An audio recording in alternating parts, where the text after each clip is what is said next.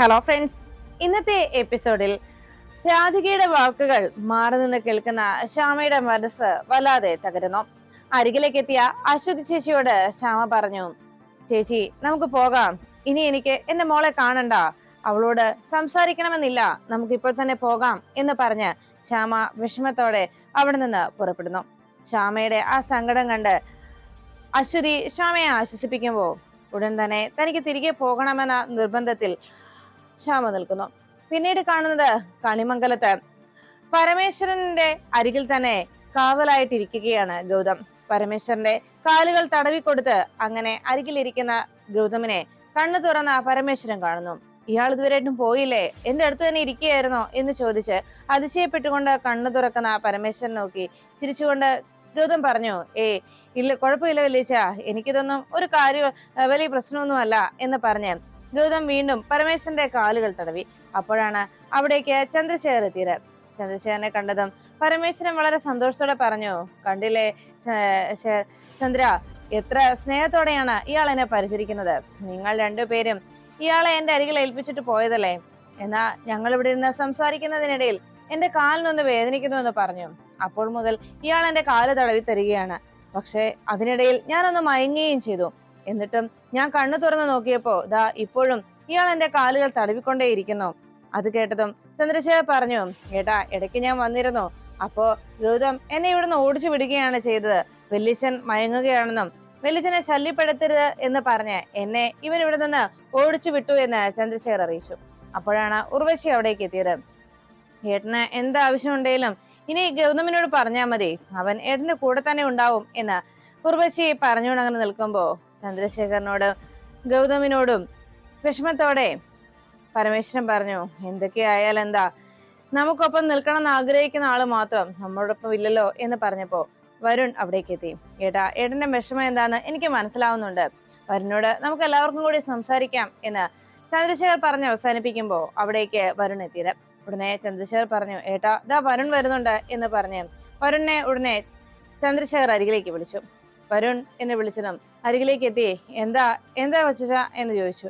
ഉടനെ തന്നെ വരുണോട് ചന്ദ്രശേഖർ പറഞ്ഞു, മോനെ വരുണേ, ഏട്ടന്റെ ആഗ്രഹം എന്താന്ന് വെച്ചാൽ നീ ഈ വീടിൽ പോകരുത് എന്ന് തന്നെയാണ്. ഇവിടെ നമ്മുടെ ബിസിനസ് സ്ഥാപനങ്ങളൊക്കെ നോക്കി നീ ഇവിടെ നിൽക്കാനാണ് ഏട്ടൻ ആവശ്യപ്പെടുന്നത്. ഏട്ടന്റെ ആഗ്രഹവും അതാണ് എന്ന് ചന്ദ്രശേഖർ അറിയിച്ചതും ഉടനെ വരുൺ പറഞ്ഞു, ഇല്ല ചെറിയച്ച, എനിക്ക് പോകാതിരിക്കാനാവില്ല, കാരണം എനിക്ക് പോയേ തീരൂ എന്ന് ചന്ദ്രശേഖരനോട് വരുൺ മറുപടി നൽകി. ഈ തീരുമാനത്തിൽ യാതൊരു മാറ്റവുമില്ല എന്ന് വരുൺ അറിയിക്കുമ്പോൾ ചന്ദ്രശേഖറും ഉർവശിയും പരസ്പരം നോക്കി പുഞ്ചിരിച്ചു. ഗൗതമും അതിനിടയിൽ രണ്ടുപേരെയും നോക്കി നമ്മുടെ നീക്കങ്ങൾ കൃത്യമായിരുന്നു എന്ന രീതിയിൽ സന്തോഷത്തോടെ തലയാട്ടി. പിന്നീട് വരുൺ പോയി കഴിയുമ്പോ ഉർവശി പറഞ്ഞു, കണ്ടില്ലേ, എന്തൊരു ധിക്കാരമാണ് വരുണിന്. ഉടനെ ചന്ദ്രശേഖർ പറഞ്ഞു, ഏട്ടാ, വരുൺ ആകെ മാറിപ്പോയി, അവൻ പറഞ്ഞത് കേട്ടില്ലേ. അതോടൊപ്പം വരുൺ അവിടെ നിൽക്കുന്നില്ല എന്ന് അറിയിച്ചതോടൊപ്പം തന്നെ വരുൺ പറഞ്ഞു, എനിക്ക് ഈ നാട് മടുത്തു, എനിക്ക് ഈ നാടിനോട് ഇപ്പോ ഇഷ്ടം തോന്നുന്നില്ല, ഈ നാടിനോട് എനിക്കിപ്പോ വെറുപ്പാണ് എന്ന് ചന്ദ്രശേഖരനോട് പറഞ്ഞുകൊണ്ട് വരുൺ അവിടെ നിന്ന് പോയത് കണ്ട് ചന്ദ്രശേഖർ വിഷമത്തോടെ പരമേശ്വരനോട് പറഞ്ഞു, ഏട്ടാ, അവൻ പറഞ്ഞത് കേട്ടില്ലേ, ഈ നാട് അവൻ വെറുത്തു പോയെന്ന്. അങ്ങനെ പറഞ്ഞാൽ അവന് നമ്മളോടൊക്കെ വെറുപ്പാണെന്നല്ലേ, അതായത് ഏട്ടനോടും അവന് വെറുപ്പാണെന്നല്ലേ അത് പറഞ്ഞതിനർത്ഥം എന്ന് ചന്ദ്രശേഖർ അന്വേഷിച്ചു. എല്ലാം കേട്ടതിനു ശേഷം ആകെ വിഷമത്തോടെ ചന്ദ്രശേഖരന്റെ വാക്കുകൾ കൂടി കേട്ടതോടെ പരമേശ്വരനാകെ തകർന്നുപോയി. ഈ സമയത്ത് ഉർവശി പറഞ്ഞു, എങ്കിലും ഇങ്ങനെയൊക്കെ മാറാൻ പാടുണ്ടോ, എന്തായാലും വരുണിന്റെ ഈ മാറ്റം അതൊരിക്കലും അംഗീകരിക്കാൻ പറ്റുന്നതല്ല എന്ന് പറഞ്ഞ് ഉർവശി ഒച്ചവെക്കുമ്പോ ചന്ദ്രശേഖർ പറഞ്ഞു, വേണ്ട ഉർവശി, ഇക്കാര്യത്തിൽ നീ ഇനി അഭിപ്രായം ഒന്നും പറയണ്ട എന്ന് പറഞ്ഞതും പരമേശ്വരൻ പറഞ്ഞു, ഞാൻ ഒരു തീരുമാനമെടുത്തത് അത് മറ്റൊന്നുമല്ല ചന്ദ്ര, നിന്നെ പോലും ഞാൻ മറന്നു കളഞ്ഞ്, അല്ലെങ്കിൽ നിന്നെ പോലും ഈ ഒരു തീരുമാനം എടുത്തപ്പോ ആ തീരുമാനത്തിൽ നിന്നെ പോലും ഉൾക്കൊള്ളിക്കാതിരുന്നത് അതുകൊണ്ടാണ്. നമ്മുടെ തലമുറ കഴിഞ്ഞ് അടുത്ത തലമുറയിലേക്ക് നമ്മുടെ ഈ കുടുംബം, നമ്മുടെ ഈ തറവാട്, അതും നമ്മുടെ ബിസിനസ് സ്ഥാപനങ്ങളും ഒക്കെ നമ്മുടെ അടുത്ത തലമുറയിൽ തന്നെ വന്നു ചേരട്ടെ എന്നും അവർ നോക്കട്ടെ എന്നും കരുതിയിട്ട് മാത്രമാണ് വരുണിനെ എല്ലാം ഏൽപ്പിക്കാമെന്ന് ഞാൻ തീരുമാനിച്ചത്. എന്നാൽ ആ തീരുമാനം മറിച്ച് ചിന്തിക്കേണ്ട നേരമായി എന്നാണ് ഇപ്പൊ എനിക്ക് തോന്നുന്നത്. വരുണിന്റെ പേരിൽ എല്ലാം കൊടുക്കാമെന്നോ കരുതിയത് വരുണിന് മേൽ എഴുതി കൊടുക്കാനായി നമ്മുടെ ബിസിനസ് സ്ഥാപനങ്ങളൊക്കെ വരുണിനെ ഏൽപ്പിക്കാമെന്ന് കരുതിയ എന്റെ ആ തീരുമാനം മാറ്റേണ്ടതായിരുന്നു എന്ന് ഇപ്പോൾ എനിക്ക് തോന്നുന്നു. അതുകൊണ്ട് തന്നെ ഞാൻ ആ തീരുമാനം മാറ്റാനായി ആഗ്രഹിക്കുന്നു. വരുണിന് പകരം അതെല്ലാം തന്നെ ഗൗതമിന്റെ പേരിൽ എഴുതി കൊടുത്താലോ എന്നാണ് എന്റെ ചിന്ത. ചുമതലകളെല്ലാം ഇനി ഗൗതമിനെ ഏൽപ്പിക്കാമെന്നാണ് ഞാനിപ്പോൾ ആലോചിക്കുന്നതെന്ന് പരമേശ്വരൻ അറിയിച്ചു. പരമേശ്വരന്റെ ആ വാക്കുകൾ കേട്ടതും വളരെ സന്തോഷത്തോടെ ചന്ദ്രശേഖറും ഉർവശിയും നോക്കി. ഉടനെ ചന്ദ്രശേഖരന്റെയും ഉർവശിയുടെയും സന്തോഷം കണ്ട് ഗൗതമും ചിരിച്ചുകൊണ്ട് അങ്ങനെ നിൽക്കുമ്പോൾ ഗൗതം പറഞ്ഞു, വെല്ലിച്ചൻ ഒന്നുകൊണ്ടും വിഷമിക്കേണ്ട. വെല്ലിച്ചന്റെ കൂടെ എപ്പോഴും ഈ ഞാനുണ്ടാകും. വെല്ലിച്ചന്റെ ഏത് ആഗ്രഹവും സാധിച്ചു തരാനായിട്ട് വെല്ലിച്ചനൊപ്പം ഒരു നിഴലായി ഞാൻ ഉണ്ടാവും. മറ്റൊന്നും ഞാൻ ആഗ്രഹിക്കുന്നില്ല എന്ന് ഗൗതം ചന്ദ്രശേഖരനോ ഉർവശിയും പറഞ്ഞതുപോലെ തന്നെ പരമേശ്വരന് മുന്നിൽ അഭിനയിച്ചു തകർത്തു.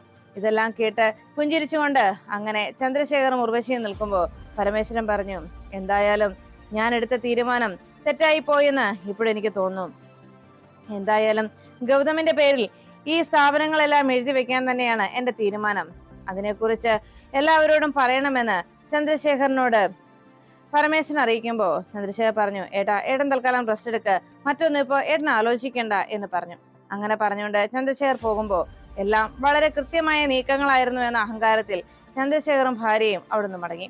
ഇതേ സമയത്ത് മകന്റെ വാക്കുകൾ കേട്ട് ആകെ വിഷമിച്ചു പോയ ചന്ദ്രശേഖർ, വിഷമിച്ചു പോയ പരമേശ്വരൻ തന്റെ മകൻ പറഞ്ഞ ഓരോ വാക്കുകളും ഓർത്ത് വേദനയോടെ ആ ബെഡിൽ കിടന്നു. പിന്നീട് കാണുന്നത് ശ്യാമ അഖിൽ സാറിന്റെ ഫോട്ടോയ്ക്ക് മുന്നിലേക്ക് എത്തി. സാർ, ഞാനിന്ന് കണ്ടു നമ്മുടെ മകളെ. പക്ഷെ അവളോട് എനിക്ക് സംസാരിക്കാനോ സാറിനെ കുറിച്ച് പറയാനോ ഒന്നും സാധിച്ചില്ല. എന്തിന് അവൾക്കരികിലേക്ക് ചെല്ലാൻ പോലും എനിക്ക് കഴിഞ്ഞില്ല എന്ന് പറഞ്ഞ് വിഷമത്തോടെ അന്ന് നടന്ന സംഭവങ്ങൾ പറയാൻ ശ്യാമ ഒരുങ്ങുമ്പോ അവിടേക്ക് ശ്യാമ എന്ന് വിളിച്ചുകൊണ്ട് അശ്വതി എത്തി.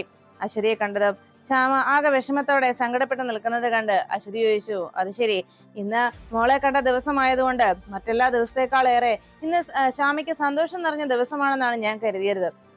എന്നിട്ട് ശ്യാമ എന്താ ഇങ്ങനെ സങ്കടപ്പെട്ട് നിൽക്കുന്നത് എന്ന് അശ്വതി അന്വേഷിച്ചതും ശ്യാമ പറഞ്ഞു, എനിക്ക് സന്തോഷമുള്ള ദിവസമായിരുന്നു അശ്വതി, പക്ഷേ എന്റെ മോളോടൊന്ന് സംസാരിക്കാൻ എനിക്ക് കഴിഞ്ഞില്ലല്ലോ. അവൾ പറഞ്ഞത് കേട്ടില്ലേ, അവൾക്ക് മുന്നിൽ ഈ അമ്മ ചെന്ന് നിന്ന് കഴിഞ്ഞാൽ കുറെ ചോദ്യങ്ങൾ അവൾക്ക് ചോദിക്കാനുണ്ടാകുമെന്ന്. എന്തൊക്കെ ചോദിച്ചാലും അവൾ പറയാൻ പോകുന്ന ചോദ്യങ്ങളൊന്നും അത്ര നല്ല ചോദ്യങ്ങളായിരിക്കില്ല എന്റെ നേരെ ഉന്നയിക്കാൻ പോകുന്നത് എന്ന് വിഷമത്തോടെ അങ്ങനെ ശ്യാമ പറയുന്നത് കേട്ട് അശ്വതി പറഞ്ഞു, ശ്യാമേ, അങ്ങനെ സങ്കടപ്പെടാതെ. അങ്ങനെയൊന്നും മോൾ ഒരിക്കലും ചിന്തിക്കില്ല. രാധിക അത്തരത്തിലുള്ള ഒരു കുട്ടിയല്ല. എല്ലാവരും രാധികയെ കുറിച്ച് എന്ത് നല്ല അഭിപ്രായമാണ് പറയുന്നത്. നമ്മൾ കേട്ടതല്ലേ എല്ലാം തന്നെ. അതുകൊണ്ട് ഒരു കാര്യം എനിക്ക് തീർച്ചയാണ്, രാധിക നല്ല കുട്ടിയാണ്. കണ്ടില്ലേ, അവളെ വളർത്തി വലുതാക്കിയവർക്ക് വേണ്ടി എന്തെങ്കിലും ജോലി ചെയ്ത് അവരെ സഹായിക്കണമെന്ന് മാത്രമാണ് മോളുടെ ആഗ്രഹം. അതോടൊപ്പം തന്നെ വലിയ ശ്രീകൃഷ്ണ ഭക്തയും. അപ്പൊ പിന്നെ ശ്യാമയുടെ മകളല്ലേ, അപ്പോ അത്തരം ചിന്തകളും അത്തരം സ്വഭാവ സവിശേഷതകളും ഒക്കെ മകൾക്കും ഉണ്ടാകാതിരിക്കില്ലല്ലോ. അതില് അതിശയിക്കേണ്ട കാര്യവുമില്ലല്ലോ എന്ന് അശ്വതി അറിയിച്ചു. എല്ലാം കേട്ടതും ചിരിച്ചുകൊണ്ട് ശ്യാമ പറഞ്ഞു, എന്തായാലും ഇനി എന്റെ മോള് കഷ്ടപ്പെടാൻ പാടില്ല. അവൾക്കാണെങ്കിൽ ഇപ്പോൾ പണത്തിന് വല്ലാത്ത ക്ഷാമമുണ്ട്. അവളെ നോക്കുന്നവരും പണത്തിന് വേണ്ടി വല്ലാതെ ബുദ്ധിമുട്ടുകയാണ്. സത്യത്തിൽ കോടിക്കണക്കിന് സ്വത്തുക്കളുള്ള, കോടിക്കണക്കിന് ആസ്തിയുള്ള ഒരാളാണ് എന്റെ മകൾ. എന്നിട്ടോ അവൾക്ക് ആ സ്വത്തുക്കളൊന്നും തന്നെ അനുഭവിക്കാനുള്ള യാതൊരു ഭാഗ്യവുമില്ലാതെ ഇപ്പോ പണത്തിന് വേണ്ടി ആ പാവം കഷ്ടപ്പെടുന്നു. അതുകൊണ്ട് എന്റെ മോളുടെ ആ ദുരിതം ഇല്ലാതാക്കണം, അവളുടെ കഷ്ടപ്പാട് ഇല്ലാതാക്കണം. എങ്ങനെയെങ്കിലും എന്റെ മോൾക്ക് കുറച്ച് പണം കൊടുക്കണം ചേച്ചി എന്ന് പറഞ്ഞു. അത് കേട്ടതും അശ്വതി പറഞ്ഞു, ചെയ്യാം ശ്യാമേ, ശ്യാമ സന്തോഷത്തോടെ ഇരിക്കെ എന്ന് പറഞ്ഞപ്പോ ശ്യാമ പറഞ്ഞു, പിന്നെ അശ്വതി ചേച്ചി, നാളെ പായസം വെക്കണം. അത് മാത്രമല്ല, ഓർഫണേജിൽ പോയി അവിടുത്തെ മദറിനും കുട്ടികൾക്കുമൊക്കെ സ്വീറ്റ്സ് കൊടുത്ത് കുറെ സമ്മാനങ്ങൾ കുട്ടികൾക്ക് വാങ്ങിച്ചും കൊടുക്കണം. കാരണം മദറിന്റെയും കുട്ടികളുടെയും ഒക്കെ പ്രാർത്ഥനയുടെ ഫലമാണ് എന്റെ മോള് ഇത്ര വേഗം എന്റെ അരികിലേക്ക് എത്തിയത് എന്ന് ശ്യാമ പറഞ്ഞു. അത് കേട്ടതും അശ്വതി പറഞ്ഞു, ചെയ്യാം ശ്യാമേ, അതെല്ലാം നമുക്ക് ചെയ്യാം എന്ന് ശ്യാമയെ അശ്വതി സമാധാനിപ്പിക്കണം. എന്തായാലും നാളെ തന്നെ മോളെ പോയി കാണണം. മോളുടെ അരികിലേക്ക് എനിക്ക് ചെല്ലാൻ കഴിയില്ലല്ലോ. അതുകൊണ്ട് തന്നെ അശ്വതി ചേച്ചി അവൾക്ക് വേണ്ട കാര്യങ്ങളൊക്കെ ചെയ്തു കൊടുക്കണം എന്ന് പറഞ്ഞു. അങ്ങനെ ചെയ്യാമെന്ന് അശ്വതി സമ്മതിക്കുന്നു. പിന്നീട് കാണുന്നത് കണിമംഗലത്ത് വരുണിന്റെ റൂമിലേക്ക് എത്തിയ പ്രിയങ്ക ആ ബെഡിൽ കിടക്കുന്ന ഫ്ലൈറ്റ് ടിക്കറ്റുകൾ കണ്ടു. 2 ടിക്കറ്റുകൾ കണ്ടതും വേഗം അതെടുത്ത് പ്രിയങ്ക നോക്കി. ആ ടിക്കറ്റുകൾ കണ്ടതോടെ കലിയോടെ പ്രിയങ്ക ആ ടിക്കറ്റുമായി നിൽക്കുമ്പോൾ അവിടേക്ക് വരുൺ എത്തി. വരുണിനോട് ദേഷ്യത്തോടെ ആ ടിക്കറ്റ് കയ്യിലെടുത്ത് ചോദിച്ചു, എന്താ വരുൺ ഇത് എന്ന് ചോദിച്ചു. അപ്പോഴേക്കും വരുൺ ചോദിച്ചു, അതെന്താ ഫ്ലൈറ്റ് ടിക്കറ്റ് കണ്ടിട്ട് മനസ്സിലായില്ലേ എന്ന് ചോദിച്ചു. അതെനിക്ക് മനസ്സിലായി, ഇതെന്തിനാണ് 2 ടിക്കറ്റ് എടുത്തത് എന്നാണ് ചോദിച്ചത്. എനിക്കൂടി എന്തിനാണ് ടിക്കറ്റ് എടുത്തത് എന്ന് അന്വേഷിച്ചു. അത് പിന്നെ തന്നെയും കൂടെ കൊണ്ടുപോകാൻ എന്ന് വരുൺ പറഞ്ഞതും പ്രിയങ്ക പറഞ്ഞു, ഇല്ല, ഞാനത് സമ്മതിക്കില്ല. അങ്ങനെ എന്നെ തോൽപ്പിക്കാമെന്ന് ആരും കരുതുകയും വേണ്ട വരുൺ, ഞാൻ ഇതിന് കൂട്ടു നിൽക്കില്ല. എന്നെ എന്തിനാണ് അമേരിക്കയിലേക്ക് കൊണ്ടുപോകുന്നത്? ഈ ശ്രീകൃഷ്ണപുരം എന്ന് പറയുന്നത് ഇത് എന്റെ നാടാണ്. ഇവിടെ ആർക്കും എന്നെ പറ്റിക്കാൻ കഴിയില്ല എന്നൊരു അഹങ്കാരം എനിക്കുണ്ട്. എന്നാൽ അമേരിക്ക എന്ന് പറഞ്ഞാൽ അതൊരു അന്യനാടാണ്. അവിടേക്ക് ചെന്നു കഴിഞ്ഞാൽ ആർക്കും എന്നെ പറ്റിക്കാനും എന്നെ ചതിക്കാനും കഴിയും. അതിന് ഞാൻ സമ്മതിക്കില്ല. എനിക്കൊരു ലക്ഷ്യമുണ്ട്. ആ ലക്ഷ്യത്തിലേക്ക് എനിക്ക് എത്തിയേ തീരൂ. അതിന് നിങ്ങളുടെ ഒപ്പം എനിക്ക് വരാൻ കഴിയില്ല എന്ന് പ്രിയങ്ക പറഞ്ഞു. അത് കേട്ടതും വരുൺ പറഞ്ഞു, പ്രിയങ്ക, എടോ, ഇവിടുന്ന് എല്ലാവരുടെയും സമാധാനത്തിന് വേണ്ടി തന്നെയും കൂടെ കൂട്ടുന്നു എന്ന് മാത്രമേ ഉള്ളൂ. അവിടെ ചെന്നതിന് ശേഷം തനിക്ക് ഇഷ്ടമുള്ള കാര്യങ്ങൾ തനിക്ക് ചെയ്യാം. അതിന് ഞാൻ ഒരിക്കലും ഒരു തടസ്സമായി ഉണ്ടാവില്ല എന്ന് പറഞ്ഞു. അത് കേട്ട ഉടനെ പ്രിയങ്ക പറഞ്ഞു, ഇല്ല, അങ്ങനെ ഒരു നീക്കം ഞാൻ സമ്മതിക്കില്ല. ഇവിടെ നിന്ന് പോയി കഴിയുമ്പോൾ പിന്നെ നിങ്ങളുടെ ലോകമായല്ലോ, നിങ്ങൾക്ക് എന്ത് വേണമെങ്കിലും ചെയ്യാം. ആ സ്ഥലത്ത് എന്നെ സഹായിക്കാനോ എനിക്ക് വേണ്ടി സംസാരിക്കാനോ ആരും ഉണ്ടാവില്ല. അതുകൊണ്ട് തന്നെ ഞാൻ ഈ ഫ്ലൈറ്റ് ടിക്കറ്റുകൾ ഇവിടെയുള്ള എല്ലാവരുടെയും മുന്നിൽ ചെന്ന് ഹാളിൽ വെച്ച് തന്നെ വലിച്ചു കയറും. എന്നിട്ട് എല്ലാ കാര്യങ്ങളും ഞാൻ എല്ലാവരോടും പറയും എന്ന് പറഞ്ഞു. അത് കേട്ടതും വരുൺ പറഞ്ഞു, എടോ, ഞാൻ പറയുന്ന ഒന്ന് കേൾക്ക്. നമ്മുടെ രണ്ടുപേരുടെയും നന്മയ്ക്ക് വേണ്ടിയാ ഞാൻ ഈ പറയുന്നത് എന്ന് പറഞ്ഞതും തനിക്ക് എന്റെ കൂടെ അങ്ങ് അമേരിക്കയിലേക്ക് വരാം. അതിനുശേഷം അവിടെ വന്നതിന് ശേഷം തനിക്ക് തിരിച്ചിവിടേക്ക് പോന്ന് തന്റേതായ ഒരു സ്പേസ് തനിക്ക് ഉണ്ടാക്കിയെടുക്കാം. അപ്പോഴേക്കും പതിയെ പതിയെ വിവരങ്ങളൊക്കെ കണിമംഗലത്തുകാരും അറിയുകയുള്ളൂ. ആ സമയത്ത് ഞാനങ്ങ് വിദേശത്തായതുകൊണ്ട് ഒരു പ്രശ്നവും ഉണ്ടാവുകയും ഇല്ലതാനും എന്ന് പറഞ്ഞപ്പോ പ്രിയങ്ക പറഞ്ഞു, കൊള്ളാം, നല്ല ബുദ്ധി. പക്ഷെ ഒരു കാര്യം ഞാൻ പറയാം, ഞാൻ നിങ്ങളുടെ ഒപ്പം ഇതുപോലെ വരണമെന്നുണ്ടെങ്കിൽ ഇതുവരെ നിങ്ങൾ പറഞ്ഞ കാര്യം എനിക്ക് സാധിച്ചു തരണം. നിങ്ങൾ എന്നോട് പറഞ്ഞത് എന്റെ അക്കൗണ്ടിലേക്ക് എനിക്ക് പണം തരാമെന്നാണ്. എന്റെ ആവശ്യങ്ങൾ നിറവേറ്റുന്നതിന് വേണ്ടി, എന്റെ ആ സ്വപ്നം കീഴടക്കുന്നതിന് വേണ്ടി തേടി ആ സ്വപ്നത്തിലേക്ക് എത്തുന്നതിന് എനിക്ക് പണം നൽകാമെന്ന് നിങ്ങൾ പറഞ്ഞിരുന്നു. എന്നാൽ ഇതുവരെയായിട്ടും നിങ്ങൾ എനിക്ക് പണം നൽകിയതുമില്ല. അതുകൊണ്ട് തന്നെ ഇനി നിങ്ങളുടെ വാക്കുകൾ ഞാൻ വിശ്വസിക്കില്ല. അങ്ങനെ വിശ്വസിച്ച് നിങ്ങളോടൊപ്പം നിൽക്കാനും ഞാൻ തീരുമാനിച്ചിട്ടില്ല എന്ന് പറഞ്ഞു. ഇത് കേട്ട ഉടനെ വരുൺ പറഞ്ഞു, ഇടോ, ഞാൻ പറയുന്നത് കേൾക്ക്. തനിക്ക് തരാമെന്ന് പറഞ്ഞ പണം ഞാൻ തന്നിരിക്കും.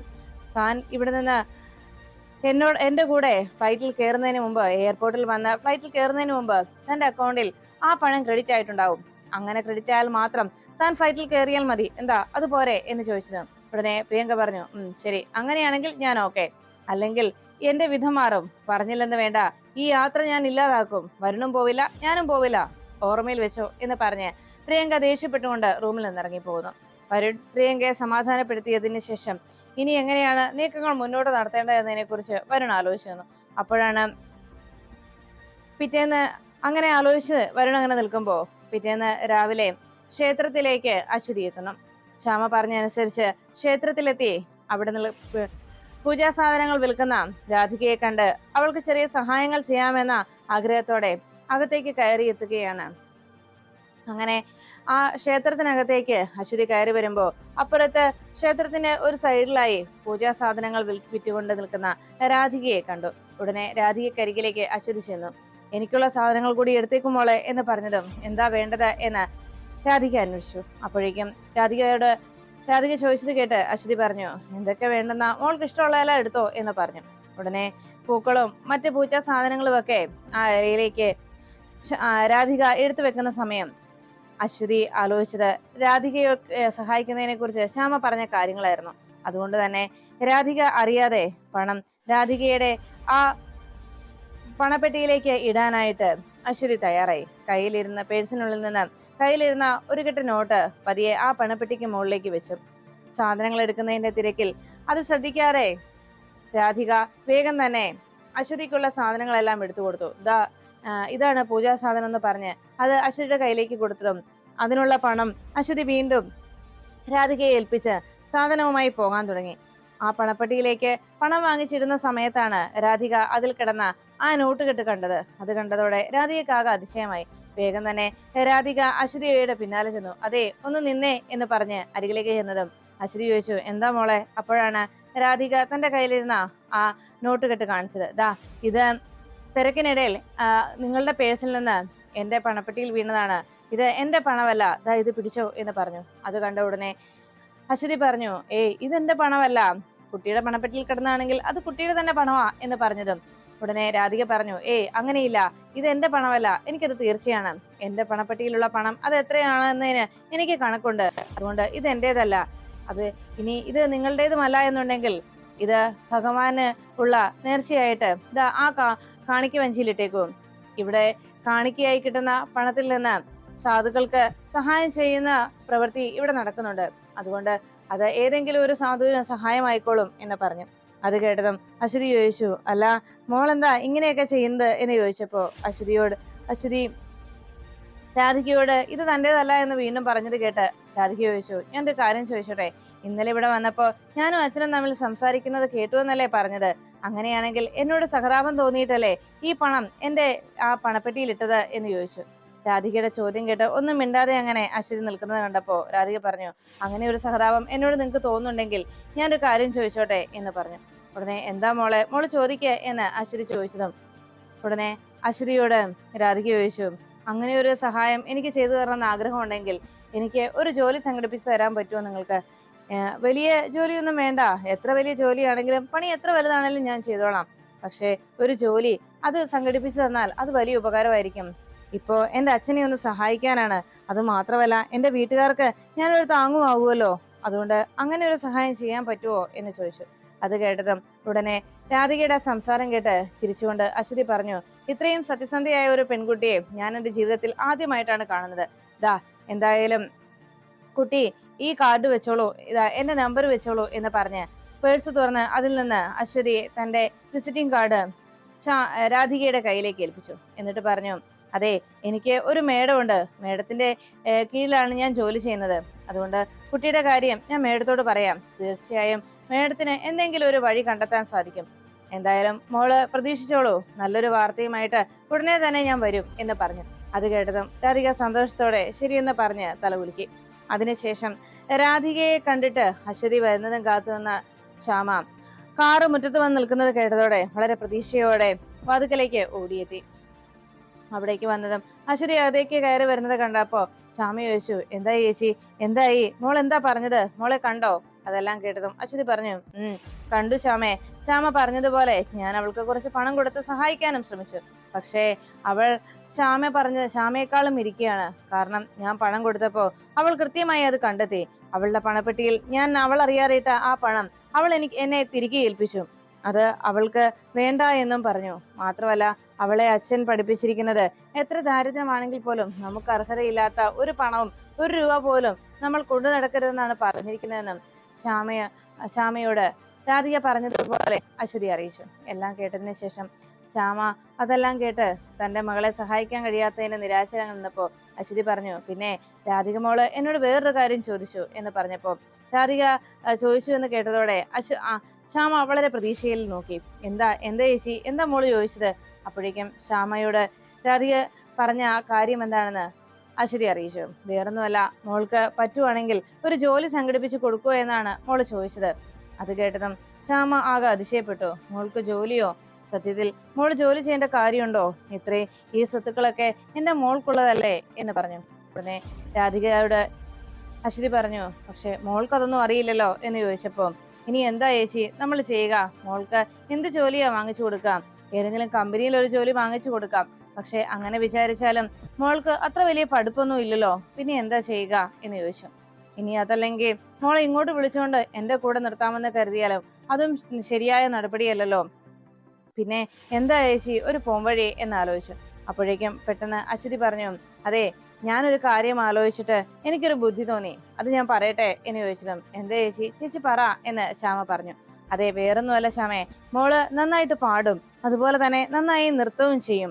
ഞാൻ അവിടെ മോളെ കുറിച്ച് അന്വേഷിച്ചപ്പോ ആ നാട്ടിലുള്ള എല്ലാവരും നല്ല അഭിപ്രായമാണ് മോളെ കുറിച്ച് പറഞ്ഞിരിക്കുന്നത്. എല്ലാവർക്കും രാധിക മോളെ കുറിച്ച് പറയാൻ 100 നാവാണ് താനും എന്നറിയിച്ചു.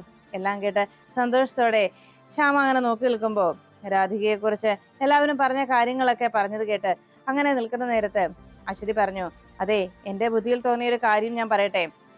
ശ്യാമ പുതിയതായിട്ട് തുടങ്ങാൻ പോകുന്ന മ്യൂസിക് സ്കൂൾ ഉണ്ടല്ലോ, അവിടുത്തെ അധ്യാപികയായിട്ട് മോളെ ക്ഷണിച്ചാലോ? മോൾക്ക് പാട്ടും ഡാൻസും ഒക്കെ അറിയാവുന്നത് കൊണ്ട് അത് വലിയ ബുദ്ധിമുട്ടുള്ള കാര്യമാവുകയുമില്ല. അത് കേട്ടതും ശ്യാമ പറഞ്ഞു, കൊള്ളാം, അത് നല്ല ബുദ്ധിയാണ് അശ്വതി ചേച്ചി, അങ്ങനെ ഒരു തീരുമാനം എടുക്കാം. മോൾക്കാവുമ്പോ അത് സാധിക്കുകയും ചെയ്യും. അത് മാത്രമല്ല മോളെന്റെ അടുത്തും ഉണ്ടാവുമല്ലോ, എനിക്ക് മോളെ കാണാനും കഴിയും. അത് കേട്ടപ്പോ അശ്വതി പറഞ്ഞു, അതെ, മോളോട് കൂടുതൽ അടുത്ത് പോകാതിരിക്കുന്നത് തന്നെയാണ് നല്ലത്. കാരണം വേറൊന്നുമല്ല, മോള് ഇവിടെ വന്ന് ശ്യാമയെ നേരിൽ കണ്ടാൽ അറിയാവല്ലോ, രൂപസാദൃശ്യമുള്ളത് കൊണ്ട് രാധിക മോൾക്ക് എല്ലാം മനസ്സിലാകും. അത് മാത്രമല്ല, മോള് ഇവിടെ വന്നു കഴിഞ്ഞാൽ അത് അശ്വതി ഏതെങ്കിലും വിധേന ഐശ്വര്യ അറിഞ്ഞാൽ, നിങ്ങൾ തമ്മിൽ കണ്ടുവെന്നും നിങ്ങൾ തമ്മിൽ ഒന്നിച്ചുവെന്നും അറിഞ്ഞു കഴിഞ്ഞാൽ അത് മോളുടെ ജീവന് പോലും ആപത്തുണ്ടാക്കും. പിന്നെ ഐശ്വര്യ വെറുതെ ഇരിക്കില്ല, അത് മറക്കണ്ട എന്ന് പറഞ്ഞു. എല്ലാം കേട്ടതും ശ്യാമ പറഞ്ഞു, ശരിയാണ് അശ്വതി ചേച്ചി, ചേച്ചി പറഞ്ഞ സത്യം തന്നെയാണ്. ഈ വിവരം ഐശ്വര്യടുത്തി അറിഞ്ഞാൽ പിന്നെ എന്റെ മോൾക്കത് ആപത്ത് തന്നെയാണ്. അപ്പോ എന്തായാലും ഒരു കാര്യം ചെയ്യാം, ഞാൻ മോളുടെ മുന്നിലേക്ക് ചെല്ലുന്നില്ല. അതുകൊണ്ട് തന്നെ മോൾക്ക് ഈ ജോലിയും കൊടുക്കുന്നില്ലെന്നല്ല, തീർച്ചയായിട്ടും നമ്മൾ തീരുമാനിച്ചത് അത് അതുപോലെ തന്നെ നടപ്പിലാക്കും. മോൾക്ക് നമ്മൾ നമ്മുടെ സ്കൂളിൽ ജോലി കൊടുക്കും. പക്ഷെ മോളുടെ മുന്നിലേക്ക് തൽക്കാലം ഞാൻ ചെല്ലില്ല, അത്രയേ ഉള്ളൂ. ഇക്കാര്യത്തിൽ ഇനി യാതൊരു മാറ്റവുമില്ല എന്ന് പറഞ്ഞ് രാധിക മോൾക്ക് വേണ്ടി ഒരു ജോലി ശരിയാക്കാൻ സാധിച്ചതിന്റെ സന്തോഷത്തിൽ, മോളെ ഇനി കുറച്ച് ദൂരെ നിന്നാണെങ്കിലും എനിക്ക് എന്റെ മോളെ കാണാൻ കഴിയുമല്ലോ എന്ന സമാധാനത്തിൽ ശ്യാമ രാധികയെ കാണാനും രാധികയെ തന്റെ സ്കൂളിലേക്ക് അവിടുത്തെ അധ്യാപികയായി നിയമിക്കാനും തീരുമാനിക്കുന്നു. പിന്നീട് അശ്വതിയുടെ ഫോണിലേക്ക് രാധിക വിളിക്കുന്നു. ഫോൺ എടുത്ത ആ സമയത്ത് അശ്വതിയോട് രാധിക പറഞ്ഞു, മേഡം, ഞാൻ രാധികയാണ്, ഇന്ന് ക്ഷേത്രത്തിൽ വെച്ച് കണ്ട പെൺകുട്ടി എന്ന് പറഞ്ഞപ്പോ, ആ മോള് പറഞ്ഞു, ഞാൻ മേഡത്തോട് മോളെ കുറിച്ച് സംസാരിച്ചിട്ടുണ്ട്, മേഡത്തിന് മോളോട് സംസാരിക്കണമെന്ന് പറഞ്ഞിരുന്നു എന്ന് പറഞ്ഞു. അത് കേട്ടപ്പോ രാധിക പറഞ്ഞു, എനിക്കും മേഡത്തോടൊന്ന് സംസാരിക്കണം എന്നുണ്ട്, ഒന്ന് ഫോൺ കൊടുക്കുവോ എന്ന് ചോദിച്ചു. അതിനെന്താ, കൊടുക്കാവല്ലോ എന്ന് പറഞ്ഞ് അശ്വതി ഉടൻ തന്നെ ഫോൺ ശ്യാമയെ ഏൽപ്പിക്കുന്നു. ശ്യാമ തന്റെ മോളോട് സംസാരിക്കുന്നതിന്റെ സന്തോഷത്തിൽ മനസ്സ് നിറഞ്ഞ് വേഗം ഫോൺ എടുത്ത് സന്തോഷാശ്രുക്കൾ പൊഴിച്ചുകൊണ്ട് ശ്യാമ രാധികയോട് സംസാരിച്ചു. മോളെ എന്ന ശ്യാമയുടെ ആ വിളി കേട്ടതും രാധികയുടെ ഉള്ളിന്റെ ഉള്ളിൽ വല്ലാതെ എന്തോ ഒരു കുളിര് വന്നു വീണതുപോലെ, ഒരു തണുത്ത ഒരു കാറ്റ് വീശിയതുപോലെ രാധികയ്ക്ക് തോന്നി. രാധിക അതിശയത്തോടെ മോളെ എന്നുള്ള ആ വിളി കേട്ടപ്പോ ആരോ, തനിക്ക് വേണ്ടപ്പെട്ട ആരോ ഒരാൾ തന്നെ വിളിക്കുന്നത് പോലെ അറിയാതെ രാധിക എന്തോ എന്ന് വിളി കേൾക്കുന്നു. അങ്ങനെ ശ്യാമ തന്റെ മകളെ വർഷങ്ങൾക്ക് ശേഷം കുറെ നാളത്തെ കാത്തിരിപ്പിനൊടുവിൽ എന്റെ മകളെ, സ്വന്തം മോളെ എനിക്ക് മോളെ എന്ന് വിളിക്കാൻ കഴിഞ്ഞതും അവളുടെ ആ വിളി കേൾക്കാൻ കഴിഞ്ഞതിന്റെ സന്തോഷത്തിൽ ശ്യാമ രാധികയോട് സംസാരിക്കുന്നു. അങ്ങനെ സംസാരിച്ച് ജോലി നേടിയതിന്റെ, തനിക്ക് ഒരു ജോലി തരാനാണ് വിളിച്ചതെന്നും ശ്യാമ തന്റെ മ്യൂസിക് സ്കൂളിലെ ടീച്ചറായി മോളെ നിയമിച്ചു എന്ന് സന്തോഷപൂർവ്വം ശ്യാമയോ രാധികയോട് പറഞ്ഞു. എല്ലാം കേട്ടപ്പോ സന്തോഷം കൊണ്ട് എന്ത് പറയണമെന്നറിയാതെ വളരെയേറെ നന്ദി അറിയിച്ച് രാധിക ഫോൺ വെക്കുമ്പോൾ തന്റെ മകൾക്ക് വേണ്ടി ഇങ്ങനൊരു സഹായം ചെയ്യാൻ കഴിഞ്ഞതിന്റെ സന്തോഷമായിരുന്നു ശ്യാമയുടെ മനസ്സിൽ നിറയെ. പിന്നീട് രാധികയുടെ ഫോണിലേക്ക് വരുണിന്റെ കോളെത്തി. വരുൺ വിളിക്കുന്നത് കണ്ട് എടുക്കണോ വേണ്ടയോ എന്ന് അല്പനേരം ആലോചിച്ചതിന് ശേഷം അവസാനം ഇനി ഒരിക്കലും നമ്മൾ തമ്മിൽ കാണില്ല എന്ന് പറഞ്ഞ് ക്ഷേത്രത്തിൽ നിന്ന് പിരിഞ്ഞുപോയ വരുൺ തന്നെ വിളിച്ചെങ്കിൽ അതിന് പിന്നിൽ എന്തെങ്കിലും ഉണ്ട് എന്ന് മനസ്സിലാക്കിയ രാധിക ഉടനെ വരുണിന്റെ കോള് അറ്റൻഡ് ചെയ്തു. കോൾ എടുത്തതും രാധികയോട് വരുൺ പറഞ്ഞു, രാധിക, ഞാൻ തന്നെ വിളിച്ചത് ഒരു കാര്യം തന്നോട് പറയാനാണ്. ഇനി ഞാൻ ഒരിക്കലും തന്റെ വഴിയിൽ ഒരു പ്രതിബന്ധമായി വരില്ല. തന്നെ ഒരിക്കലും ഇനി ഞാനായിട്ട് ബുദ്ധിമുട്ടിക്കില്ല. ഇനി ഒരിക്കലും നമ്മൾ കാണില്ല എന്ന് പറഞ്ഞിരുന്നല്ലോ, അതുകൊണ്ട് ഞാൻ ഈ നാട് വിട്ടു പോവുകയാണ്. ഇനി ഒരിക്കലും ഞാൻ ഇങ്ങോട്ട് മടങ്ങി വരില്ല എന്ന് വരുൺ രാധികയോട് പറഞ്ഞു. മറുപടിയൊന്നും പറയാനാകാതെ വരുണിന്റെ ആ വാക്കുകൾ കേട്ടതോടെ വല്ലാത്ത ഞെട്ടലിൽ നിൽക്കുന്ന രാധിക വരുണിനോട് പോകരുതെന്നോ ഒന്നും പറയാനാകാതെ ആകെ വിഷമിച്ച് രാധിക ഒന്നും മിണ്ടാതെ നിൽക്കുമ്പോ വരുൺ പറഞ്ഞു, ഇനി ഒരു യാത്ര പറച്ചിലില്ല, ഞാൻ വയ്ക്കുന്നു. ഇനി ഒരിക്കലും തമ്മിൽ കാണില്ല എന്ന് പറഞ്ഞ് വരുൺ ഫോൺ വയ്ക്കുന്നു.